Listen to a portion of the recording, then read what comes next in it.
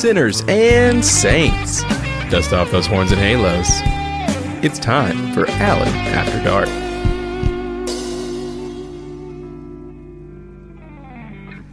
Sinners, saints, bitches, whores, sluts, skanks, ass munchers, butt lickers, pole smokers. How you doing? How you feeling? Are you feeling sexy? Are you feeling horny? I hope you are if you want to be. I need to start this week with information that I left out a couple of weeks ago. We were talking about sexually transmitted illnesses. I did leave out important information. And I want to thank my friend Carter, my very old friend Carter. By the way, get your hair did. I appreciate him pointing out the information that I inadvertently excluded. So, as I was describing the history of HIV and the treatment of people with HIV, I detailed how new treatments are helping people live much longer lives with the virus. What I forgot to bring up is that people with HIV who receive treatment can test negative and they become undetectable, meaning in layman's terms, the virus is not detectable in your system. And that undetectable test result means that that person cannot infect a sexual partner with HIV.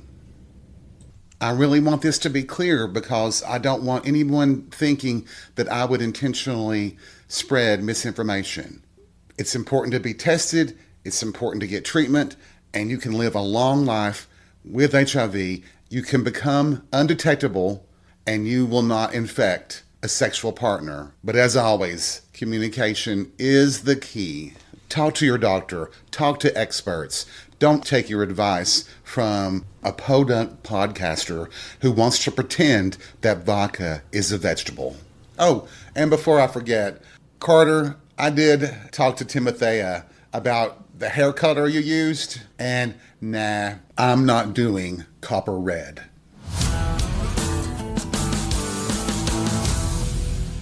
You know, one of the things I've been thinking about this week, and it is thanks to Carter and his willingness to be direct and open with me and point something out. I do appreciate that. But isn't it this interesting personality trait of men that we do not communicate very well or at all? And I think it's almost like established within us through history, heritage, the way our fathers and grandfathers and uncles and men that we know, how they communicate. They've established this sort of like butch, macho, masculine aura that says you have to be the tough person. You can't talk about anything. You are supposed to be a breadwinner and not really have feelings and just get on with it. It's like society wants to treat you like a sissy or less of a man if you were to talk about things that are affecting you. Like you are a weak person if you were to get therapy or talk about problems you might be having medically. I used to love happy hours. We would sit around at the bar, several of us, and we would have frank discussions about our prostate, our balls, things that were affecting us. And I guess some people might have been uncomfortable with the discussion, but a lot of us would get information that was necessary, important. I know that we all don't sit around at happy hour and go, well, Alan, how was your week?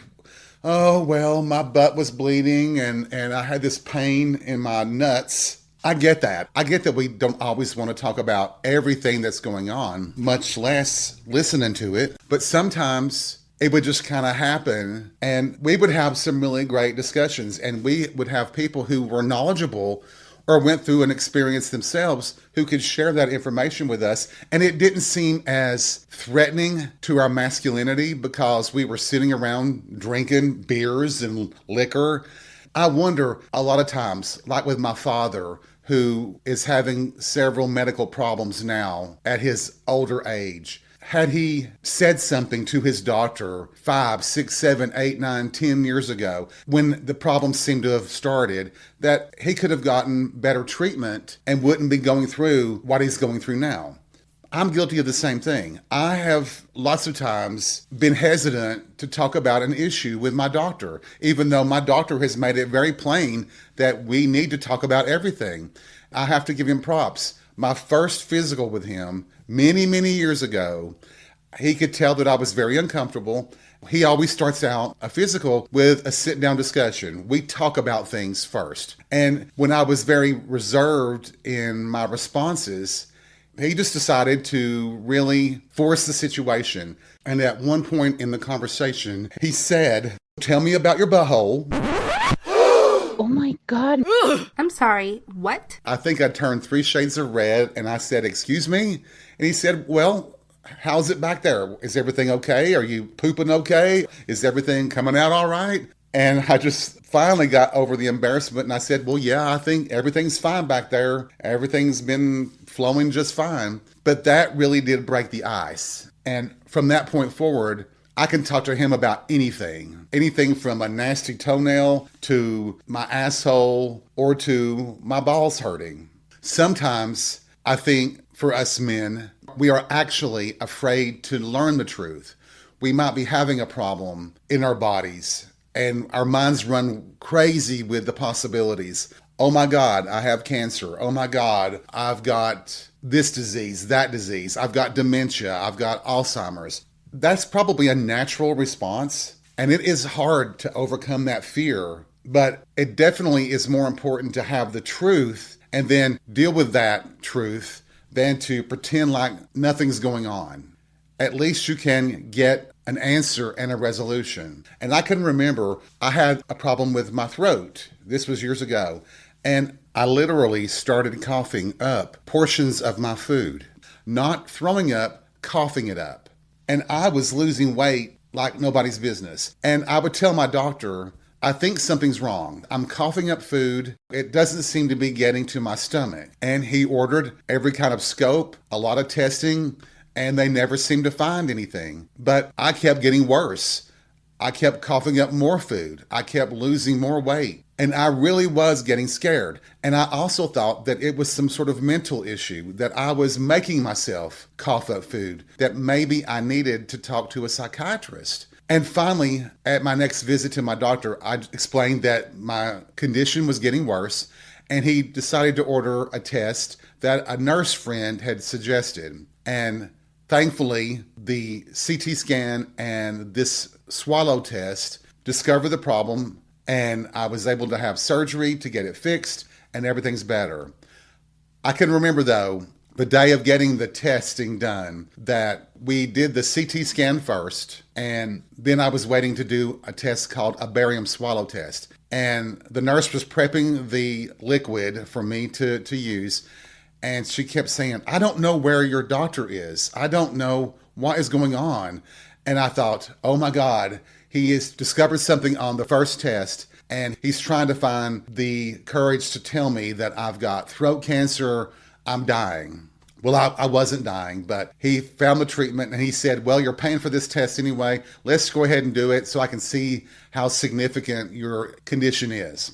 Anyway, I was so relieved. I was so happy that they had found the problem. I made him write the name down so I could show people, "See, this is what I have. I'm actually not crazy." And that fear, though, while I was waiting for the doctor to come in, was palpable. I was absolutely terrified. And then all of a sudden, there was this calm that came over me that said, "Okay, whatever he tells you, we can deal with it. We're going to fight this, whatever it is."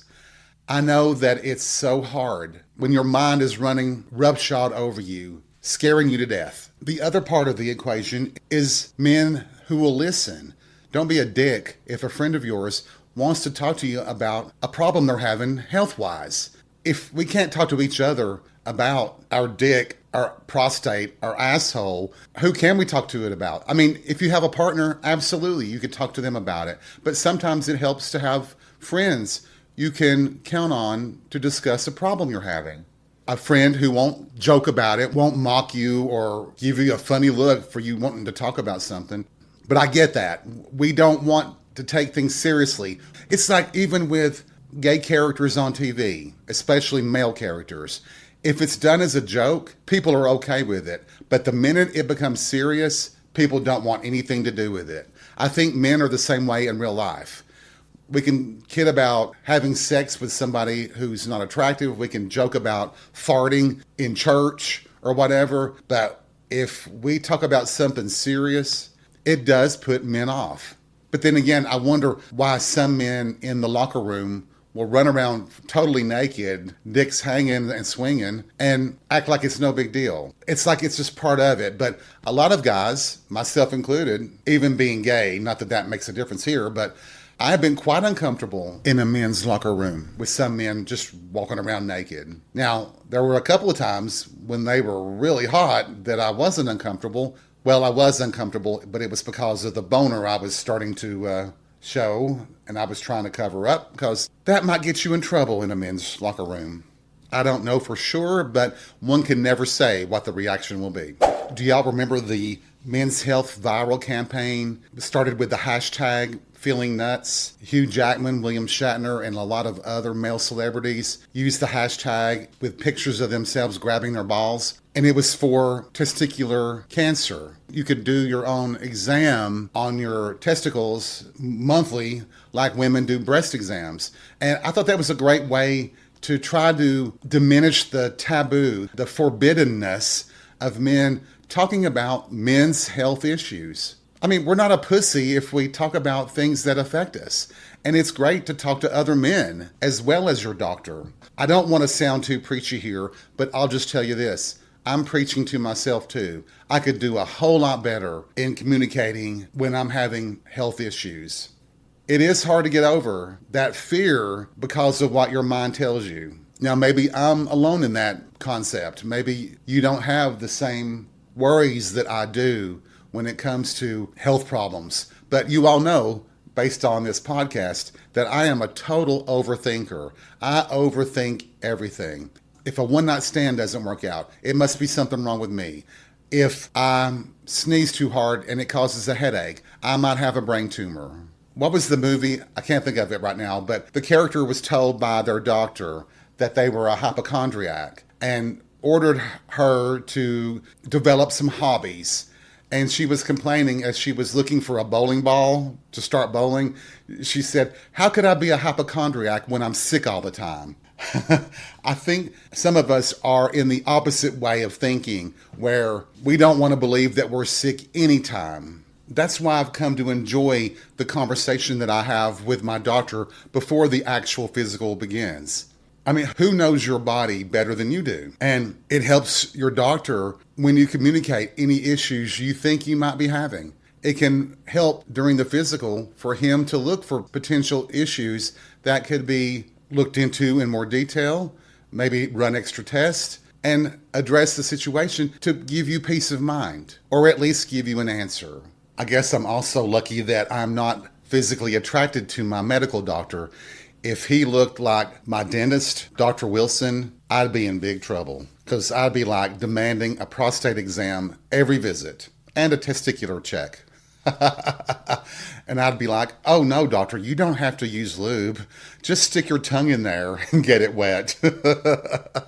And then I can only imagine how much jail time I'd spend for being arrested for sexually harassing my doctor. I guess you all heard the Supreme Court ruling on transgender athletes in college and high school, banning transgender kids from playing, I guess, competitive sports or sports altogether. But once again, you're talking about in the NCAA at that level, I think there are less than 10 transgender athletes that actually are on teams in college. And to think that they are a threat to, I don't know, women's success in sports, it just seems so bewildering to me that the American public have bought into this hook, line, and sinker. They really do want to believe that a person would transition to the opposite gender for the sole purpose of competing in sports. Could it not just be that a person who is transgender wants to just play like every other kid would want to play? The fact that they want to create this notion, this falsehood, that a person would genuinely change their gender in order to win at a sports event tells you that those people who believe that or present that as fact are people who would do things like that. They're the ones who, in their mind, believe that everybody's out to cheat. Everybody is out to score points against everybody else. There always is an underlying motivation. There's always a reason other than just what the reason is, and that these are our kids, and they just want to play sports. They just want to play basketball or tennis or soccer or whatever. It is uncanny how the right wing can create a diatribe, a false narrative that everybody buys into. I'm supposing that it almost falls into the same category that we've been talking about this episode, that fear is more powerful than understanding, which is the important reason for being out and open, but only if people see you and understand you.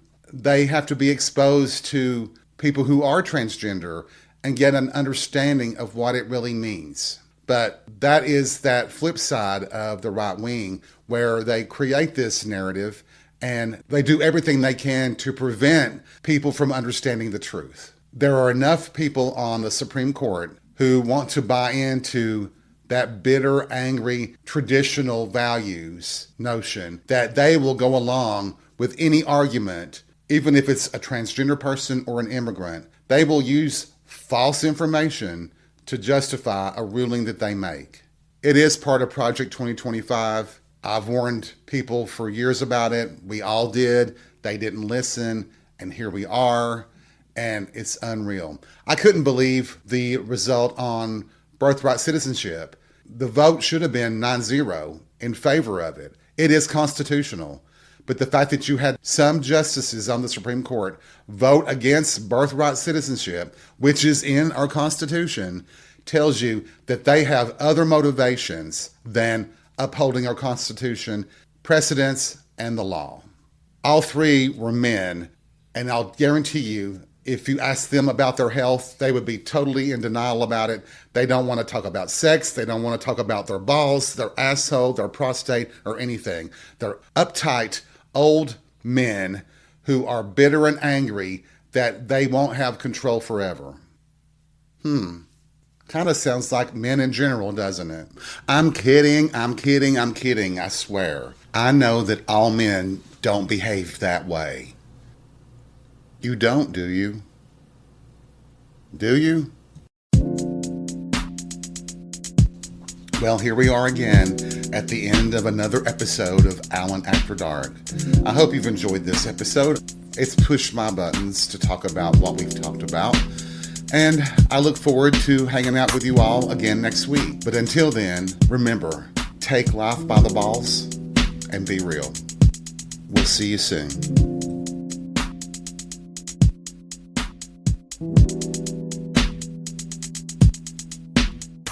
Oh, you know something?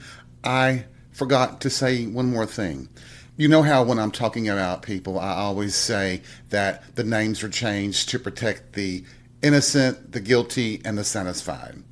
Obviously, I had used a different name for my friend. Well, he gave me permission to use his name. So, okay, Cam, I'm using it now. So, once again, take life by the balls and be real. And I'll see you next week. Bye.